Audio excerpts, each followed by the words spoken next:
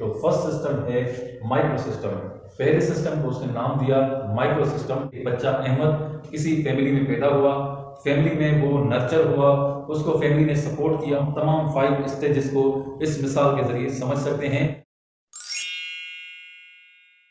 बिस्मिल्लाहिर्रहमानिर्रहीम। अस्सलाम वालेकुम डियर व्यूअर्स, ईसीटी की प्रिपरेशन को हम कंटिन्यू करेंगे।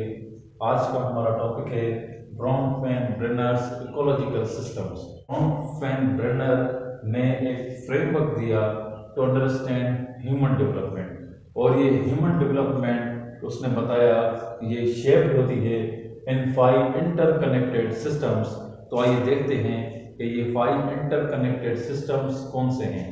तो फर्स्ट सिस्टम है माइक्रो सिस्टम। माइक्रो सिस्टम वो सिस्टम है जो इंडिविजुअल को इमीडिएट एनवायरनमेंट मिलता है, यानी family, teachers and peers etcetera. इसका डायरेक्ट इम्पैक्ट होता है इंडिविजुअल के एक्सपीरियंस पर, इंडिविजुअल के बिहेवियर पर एंड इंडिविजुअल के रिलेशन पर। यानी कि एक्सपीरियंस में आप ऐसे कह सकते हैं जैसे कि एक बच्चे की जो सेल्फ स्टीम बनती है, या बिहेवियर में आप ऐसे कह सकते हैं सोशल स्किल्स जो बच्चे के होते हैं, और रिलेशन में आप ऐसे कह सकते हैं अटैचमेंट स्टाइल जो बच्चे का होता है। ये तमाम जो एक्सपीरियंस, बिहेवियर एंड रिलेशन हैं, ये माइक्रो सिस्टम में बनते हैं, जो कि इमीडिएट इन्वॉल्वमेंट जो एक चाइल्ड को प्रोवाइड होता है आफ्टर हिज बर्थ। उसके बाद नेक्स्ट सिस्टम है मीजो सिस्टम। मीजो सिस्टम है इंटरेक्शन या relation between different micro systems, यानी इन माइक्रो सिस्टम्स के आपस में रिलेशन या इंटरेक्शन से हमारा मीजो सिस्टम बनता है। तो मीजो सिस्टम जैसा कि पेरेंट्स और टीचर्स का रिलेशन हो सकता है, पीयर्स एंड स्कूल्स का रिलेशन हो सकता है। तो ये इंडिविजुअल की ग्रोथ पर काफी अफेक्ट करता है। नेक्स्ट एक्सो सिस्टम है। एक्सो सिस्टम हमारा एक्सटर्नल एनवायरनमेंट सिस्टम है, यानी ये इनडायरेक्टली अफेक्ट करता है on the growth of individual.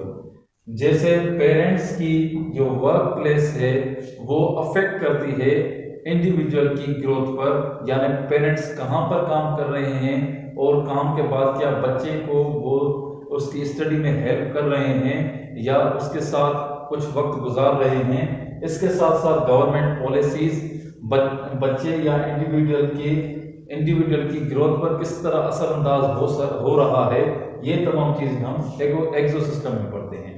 उसके बाद मैक्रो सिस्टम है, यानी हम थोड़ा ब्रॉडर सोचेंगे। अभी कल्चरल कंटेंट में, कल्चरल वैल्यूज में, नॉर्म्स के अंदर जो बंदा रह रहा है उसका, उसके कल्चर का उस पर क्या इम्पैक्ट हो रहा है, उसकी जिंदगी पर, उसकी ग्रोथ पर, वो हम मैक्रो सिस्टम में पढ़ते हैं। मैक्रो सिस्टम में आपकी कल्चरल नॉर्म्स आ जाती हैं और पॉलिटिकल सिस्टम्स आ जाते हैं एंड अदर चीजें आ जाती हैं जो भी ब्रॉडर सेंस में इंक्लूडेड हैं। और इसमें अपॉर्चुनिटीज भी होती हैं इंडिविजुअल के लिए और चैलेंजेस भी होती हैं इंडिविजुअल के लिए, और ये तमाम चीजें उसकी ग्रोथ पर, डेवलपमेंट पर असरअंदाज होती हैं। नेक्स्ट हमारा है क्रोनोस सिस्टम। क्रोनोस सिस्टम एक टेम्पररी चेंज होता है, एक टेम्पररी टाइम रिलेटेड एस्पेक्ट्स पर मबनी चीजें होती हैं जो कि टाइम ड्यूरेशन के लिए होती हैं, और वो ट्रांजिशन होता है, कोई चेंज होता है जो एक इंडिविजुअल पर असरअंदाज होते हैं। इसका मिसाल आप ऐसे ले सकते हैं जैसे कोई बंदा एक स्कूल से दूसरे स्कूल में ट्रांसफर हुआ है, उसका स्कूल चेंज हुआ है, उसका पीरियड ट्रांजिट हुआ है, तो यहाँ पर उसको नई चीजें एडाप्ट करनी पड़ेंगी, ये उसकी डेवलपमेंट में चेंज आएगी। या एक सिबलिंग की बर्थ पर उसकी डेवलपमेंट में क्या चेंजेस आती हैं, ये हम क्रोनोस सिस्टम में पढ़ते हैं। ब्रॉनफेन-ब्रेनर के इकोलॉजिकल सिस्टम की 5 जो स्टेजेस हैं जो कि एक दूसरे से इंटरकनेक्टेड हैं। इसका मिसाल हम ऐसे ले सकते हैं जैसे एक बच्चा अहमद किसी फैमिली में पैदा हुआ, फैमिली में वो नर्चर हुआ, उसको फैमिली ने सपोर्ट किया, एक स्कूल में आया, उसको टीचर्स ने वहाँ पर सपोर्ट किया, तो ये उसका माइक्रो सिस्टम है। अब टीचर्स का और अहमद के पेरेंट्स का आपस में क्या रिलेशन है, ये हमारा मीजो सिस्टम में आ जाएगा। उसके बाद पेरेंट्स अपने काम अपने वर्क प्लेस के बाद अपने बच्चे को होमवर्क में मदद कर रहे हैं तो ये इकोसिस्टम में आ जाएगा, या नहीं कर रहे हैं ये तमाम चीज़ें इकोसिस्टम में आ जाएंगी। उसके बाद जो कल्चर है जो जिसमें बच्चा रह रहा है उसमें उसको क्या अपॉर्चुनिटीज़ हैं और क्या चैलेंजेस हैं, ये मैक्रो सिस्टम में आ जाएगा। और फर्ज करें कि अहमद पढ़ते पढ़ते अचानक अहमद का स्कूल चेंज करना पड़ रहा है, तो ये जो टाइमली चेंज आएगी उसकी डेवलपमेंट में वो क्रोनो सिस्टम में आ जाएगी। इस तरह हम तमाम 5 स्टेजेस को इस मिसाल के ज़रिए समझ सकते हैं। और ये थी ब्रॉनफेन-ब्रेनर्स की इकोलॉजिकल सिस्टम थ्योरी। अभी हम बात करेंगे इस थ्योरी के हवाले से कुछ MCQs की। तो आइए इस थ्योरी के हवाले से कुछ MCQs को हम पढ़ते हैं। फर्स्ट MCQ है who developed the ecological system theory.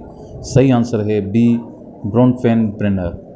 Second question है what is the micro system in Bronfenbrenner's theory. तो इसका सही आंसर है B, the immediate environment. Next question है which system includes interactions between micro system.